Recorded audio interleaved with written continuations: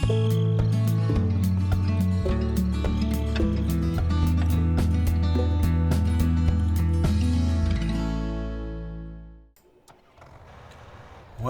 to Thueringer for Farming Simulator 15. We now continue in our reading of My Antonia by Willa Cather in Book 5, Part 1. Some hens and ducks had crept through the hedge and were pecking at the fallen apples. The drakes were handsome fellows with pinkish-gray bodies, their heads and necks covered with iridescent green feathers which grew close and full, changing to the blue like a peacock's nest. Antonia said they always reminded her of soldiers, some uniform she had seen in the old country when she was a child. "Are there any quail left now?" I asked. I reminded her how she used to go hunting with me the last summer before we moved to town. "You weren't a bad shot, Tony. Do you remember how we used to want to run away and go for ducks with Charlie Harling and me?" "I know, but I am afraid to look at the gun now." She picked up one of the drakes and ruffled his green capote with her fingers. "Ever since I've had children, I don't like to kill anything. It makes me feel kind of faint to wring an old goose's neck. Ain't that strange, Jim?" "I don't know. The young Queen of Italy said the same thing once to a friend of mine. She used to be a great huntswoman, but now she feels as you do and only shoots clay pigeons." "Then I'm sure she's a good mother," Antonia said warmly.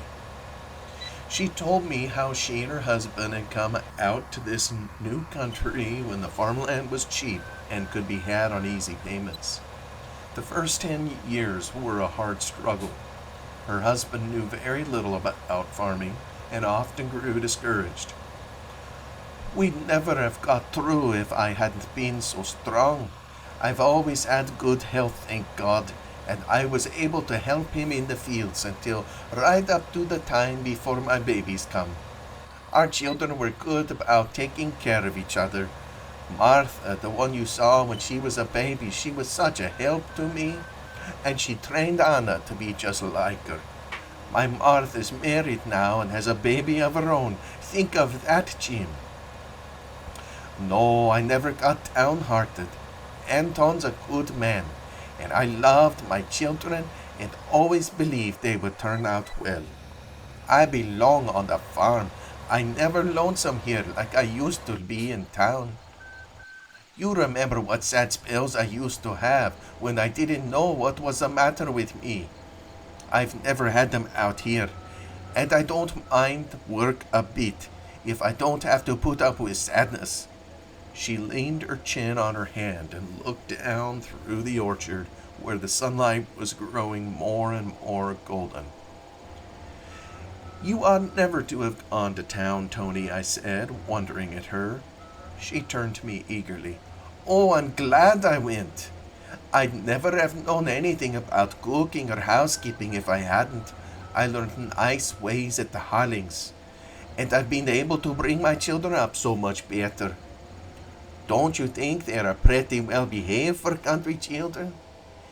If it hadn't been for what Mrs. Harling taught me, I expect I'd have brought them up like wild rabbits.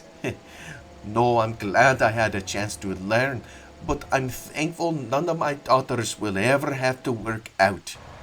The trouble with me was, Jim, I never could believe harm of anybody I loved." While we were talking, Antonia assured me that she could keep me for the night. "We've plenty of room. 2 of the boys sleep in the haymow till cold weather comes, but there's no need for it. Leo always begs to sleep there, and Ambrose goes along to look after him. I told her I would like to sleep in the haymow with the boys."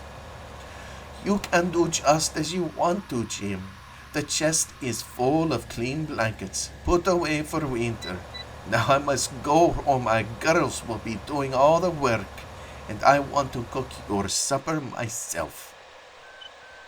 As we went toward the house, we met Ambrosch and Anton starting off with their milking pails to hunt the cows.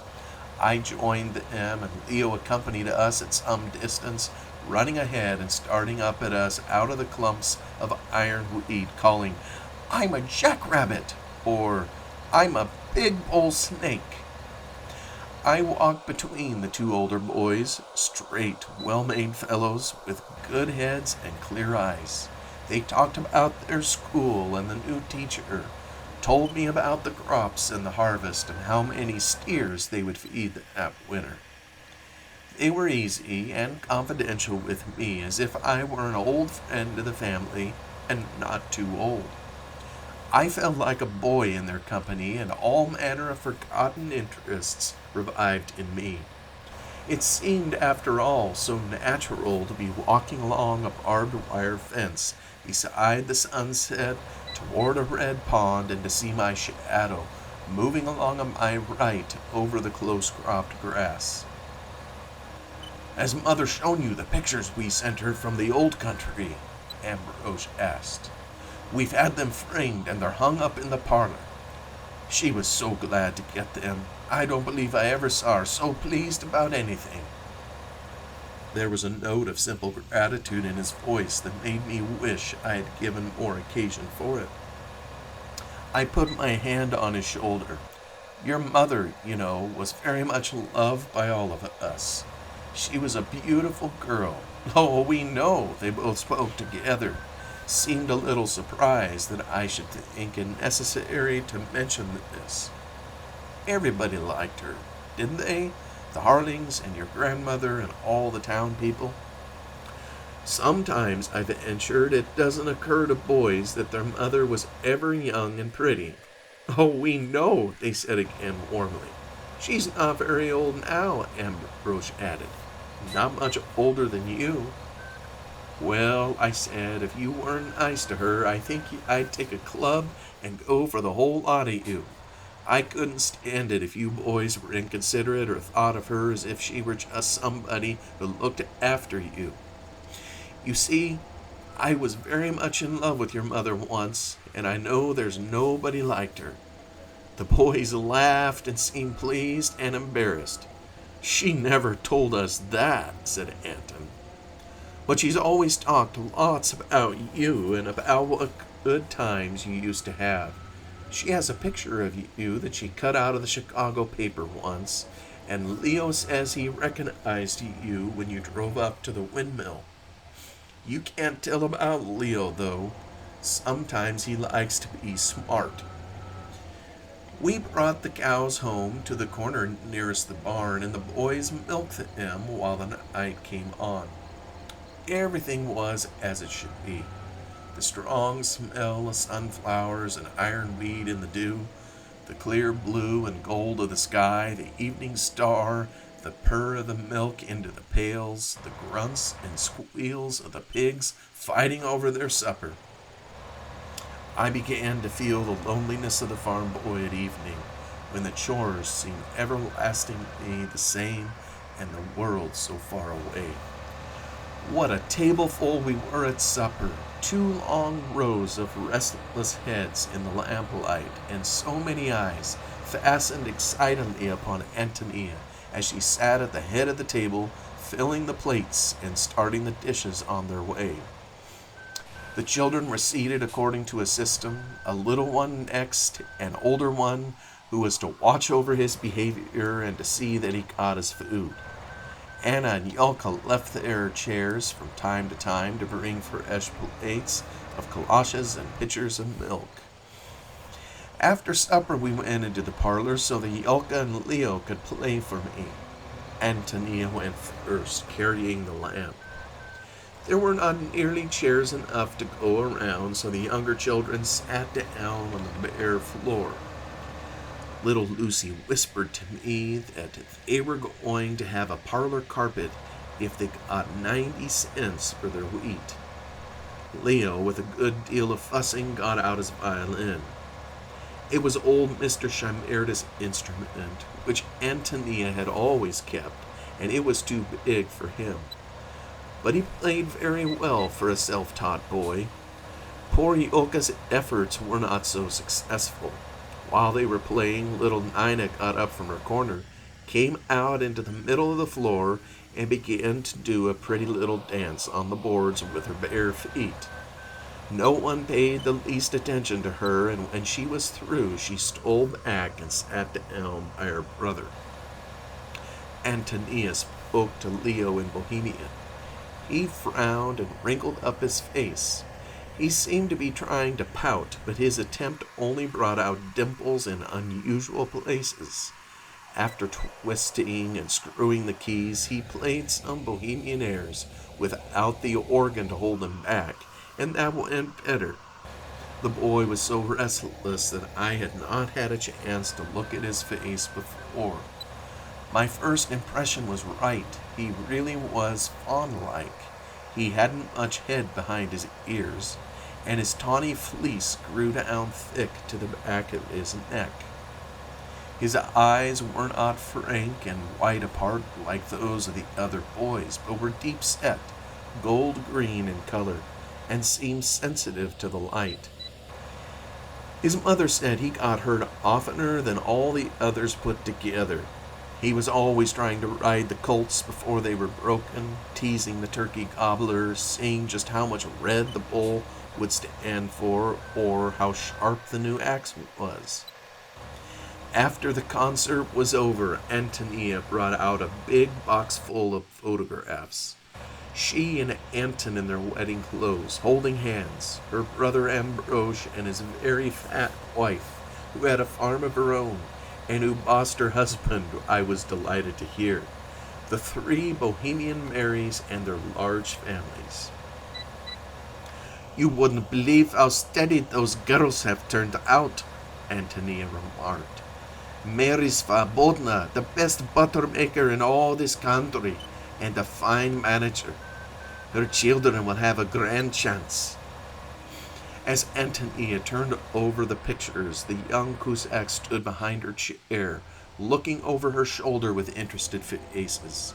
Nina and Jan, after trying to see round the taller ones, quietly brought a chair, climbed up on it, and stood close together looking.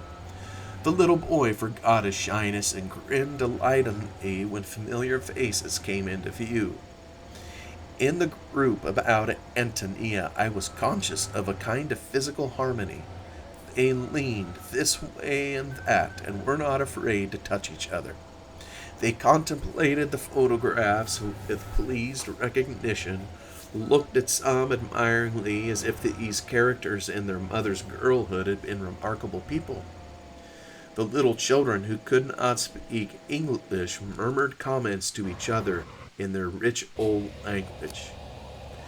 Antonia held out a photograph of Lena that had come from San Francisco last Christmas. "Does she still look like that? She hasn't been home for 6 years now." Yes, it was exactly like Lena, I told her, a comely woman, a trifle too plump, in a hat a trifle too large, but with the old lazy eyes and the old dimpled ingenuousness still lurking at the corners of her mouth. There was a picture of Frances Harling in a befrogged riding costume that I remembered well. "Isn't she fine?" the girls murmured. They all assented.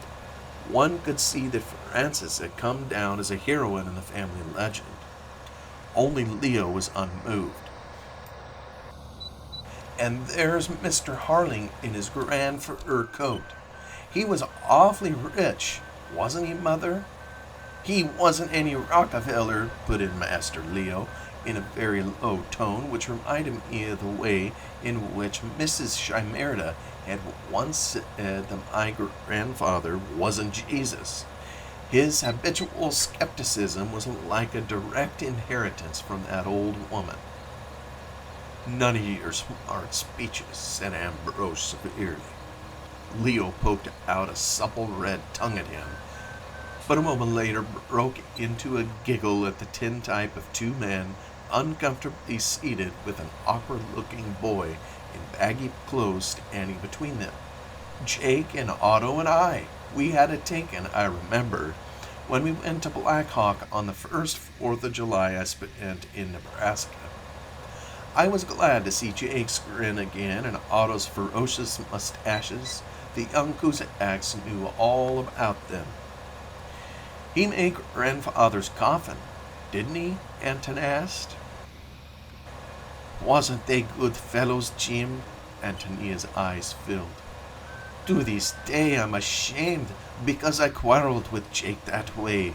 I was saucy and impertinent to him, Leo, like you are with people sometimes, and I wish somebody had made me to behave. Oh, we aren't through with you yet, they warned me. They produced a photograph taken just before I went away to college. A tall youth in striped trousers and a straw hat, trying to look easy and jaunty. Tell us, Mr. Burden, said Charlie, about the rattler you killed at the dog town. How long was he? Sometimes Mother says 6 feet, and sometimes she says 5. These children seem to be upon very much the same terms with Antonia as the Harling children had been so many years before. They seemed to feel the same pride in her and to look to her for stories and entertainment as we used to do. It was 11 o'clock when I at last took my bag and some blankets and started for the barn with the boys. Their mother came to the door with us, and we tarried for a moment to look out at the white slope of the corral and the 2 ponds asleep in the moonlight, and the long sweep of the pasture under the star-sprinkled sky. The boys told me to choose my own place in the haymow, and I lay down before a big window left open in warm weather that looked out into the stars. Ambrose and Leo cuddled up in a hay cave back under the eaves and lay giggling and whispering. They tickled each other and tossed and tumbled in the hay, and then all at once, as if they had been shot, they were still. There was hardly a minute between giggles and bland slumber. I lay awake for a long while, until the slow-moving moon passed my window on its way up the heavens. I was thinking about Antonia and her children, about Anna's solicitude for her, Ambrose's grave affection, Leo's jealous animal little love. That moment when they all came tumbling out of the cave into the light was a sight any man might have come far to see. Antonia had always been one to leave images in the mind that did not fade, that grew stronger with time. In my memory there was a succession of such pictures, fixed there like the old woodcuts of one's first primer. Antonia kicking her bare legs against the sides of my pony when we came home in triumph with our snake. Antonia in her black shawl and fur cap, as she stood by her father's grave in the snowstorm. Antonia coming in with her work team along the evening skyline. She lent herself to immemorial human attitudes which we recognize by instinct as universal and true. I had not been mistaken. She was a battered woman now, not a lovely girl, but she still had that something which fires the imagination, could still stop one's breath for a moment by a look or gesture that somehow revealed the meaning in common things. She had only to stand in the orchard to put her hand on a little crab tree and look up at the apples to make you feel the goodness of planting and tending and harvesting at last. All the strong things of her heart came out in her body that had been so tireless in serving generous emotions.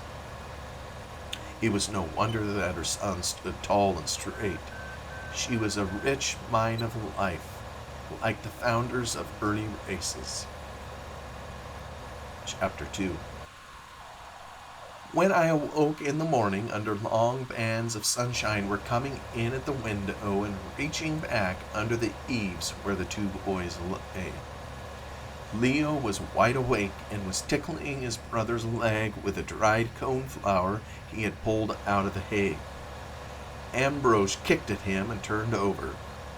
I closed my eyes and pretended to be asleep.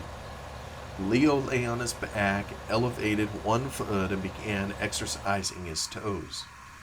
He picked up dried flowers with his toes and brandished them in the belt of sunlight. After he had amused himself thus for some time, he rose on one elbow and began to look at me cautiously and critically, blinking his eyes in the light. His expression was droll. It dismissed me lightly. This old fellow is no different from other people. He doesn't know my secret. He seemed conscious of possessing a keener power of enjoyment than other people. His quick recognitions made him frantically impatient of deliberate judgments. He always knew what he wanted without thinking. After dressing in the hay, I washed my face in cold water at the windmill. Breakfast was ready when I entered the kitchen, and Yulka was baking griddle cakes. The three older boys set off for the fields early. Leo and Yulka were to drive to town to meet their father, who had returned from Wilbur on the noon train. "We'll only have a lunch at noon," Antonia said, "and cook the geese for supper when our papa will be here. I wish my Martha could come down to see you. They have a Ford car now, and she don't seem so far away from me as she used to. But her husband's crazy about his farm and about having everything just right, and they almost never get away except on Sundays. He's a handsome boy, and he'll be rich someday. Everything he takes hold of turns out well. When they bring that baby in here and unwrap him, he looks like a little prince. Martha takes care of him so beautiful. I'm reconciled to her being away from me now, but at first I cried like I was putting her into her coffin." We were alone in the kitchen except for Anna, who was pouring cream into the churn. She looked up at me. "Yes, she did. We were just ashamed of Mother. She went round crying when Martha was so happy, and the rest of us were all glad. Joe certainly was patient with you, Mother." Antonia nodded and smiled at herself. "I know it was silly, but I couldn't help it. I wanted her right here. She'd never been away from me a night since she was born. If Anton had made trouble about her when she was baby, or wanted me to leave her with my mother, I wouldn't have married him. I couldn't. But he always loved her like she was his own." "I didn't even know Martha wasn't my full sister until after she was engaged to Joe," Anna told me. Toward the middle of the afternoon, the wagon drove in with the father and the eldest son. I was smoking in the orchard, and as I went out to meet them, Antonia came running down from the house and hugged the two men as if they had been away for months. Papa interested me from my first glimpse of him. He was shorter than his older sons, a crumpled little man with run-over boot heels, and he carried one shoulder higher than the other. But he moved very quickly, and there was an air of jaunty liveliness about him. He had a strong, ruddy color, thick black hair, a little grizzled, a curly mustache, and red lips. His smile showed the strong teeth of which his wife was so proud, and as he saw me, his lively, quizzical eyes told me that he knew all about me. He looked like a humorous philosopher who had hitched up one shoulder under the burdens of life and had gone on his way having a good time when he could. He advanced to meet me and gave me a hard hand, burned red on the back and heavily coated with hair. He wore his Sunday clothes, very thick and hot for the weather, an unstarched white shirt and a blue necktie with big white dots, like a little boy's, tied in a flowing bow. Guzak began at once to talk about his holiday. From politeness, he spoke in English. "Mama, I wish you had seen the lady dance on the slack wire in the street at night. They throw a bright light on her and she float through the air, something beautiful, like a bird. They have a dancing bear like in the old country, and 3 merry-go-round, and people in balloons. And what you call the big wheel, Rudolph? A Ferris wheel, Rudolph entered the conversation in a deep baritone voice. He was 6'2" and had a chest like a young blacksmith. We went to the dance, the big dance in the hall behind the saloon last night, Mother, and I danced with all the girls, and so did Father. I never saw so many pretty girls. It was a bow-hunk crowd for sure. We didn't hear a word of English on the street except from the show people, did we, Papa? Cusack nodded, and very many send word to you, Antonia. You will excuse, turning to me, if I tell her. While we walked toward the house, he related incidents and delivered messages in the tongue he spoke fluently. And I dropped a little behind, curious to know what their relations had become or remained. The two seemed to be on terms of easy friendliness, touched with humor. Clearly, she was the impulse and he the corrective. As they went up the hill, he kept glancing at her sidewise to see whether she got his point or how she received it. I noticed later that he always looked at people sidewise, as a workhorse does at its yoke mate. Even when he sat opposite of me in the kitchen talking, he would turn his head a little toward the clock or the stove and look at me from the side, but with frankness and good nature.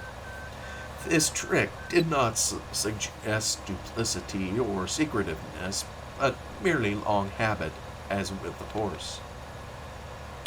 He had brought a tintype of himself and Rudolph for Antonia's collection and several paper bags of candy for the children. He looked a little disappointed when his wife showed him a big box of candy I had got in Denver. She hadn't let the children touch it in the night before. He put his candy away in the cupboard for when she rains and glanced at the box, chuckling. I guess you must have heard about how my family ain't so small, he said. Cusack sat down behind the stove and watched his women folk and the little children with equal amusement. He thought that they were nice, and he thought that they were funny, evidently. He had been off dancing with the girls and forgetting that he was an old fellow, and now his family rather surprised him. He seemed to think it a joke that all these children should belong to him. As the younger ones slipped up to him in his retreat, he kept taking things out of his pockets. Penny dolls, a wooden clown, a balloon pig that was inflated by a whistle. He beckoned to the little boy they called Jan, whispering to him, and presented him with a paper snake, gently, so as not to startle him. Looking over the boy's head, he said to me, "This one is bashful. He gets left." Cusack had brought home with him a roll of illustrated Bohemian papers. He opened them and began to tell his wife the news, most of which seemed to relate to one person. I heard the name Vasakova, repeated several times with lively interest. And presently I asked him whether he were talking about the singer Maria Vasek. "You know? You have heard, maybe?" he asked incredulously. When I assured him that I had heard her, he pointed out her picture and told me that Vasek had broken her leg, climbing in the Austrian Alps, and would not be able to fill her engagements. He seemed delighted to find that I had heard her sing in London and in Vienna, got out his pipe and lit it to enjoy our talk the better. She came from his part of Prague. His father used to mend her shoes for when she was a student. Cusack questioned me about her looks, her popularity, her voice, but he particularly wanted to know whether I had noticed her tiny feet, and whether I thought she had saved much money. She was extravagant, of course, but she hoped she wouldn't squander everything, and have nothing left when she was old. As a young man working in Wien, he had seen a good many artists who were old and poor, making one glass of beer last all evening, and it was not very nice that.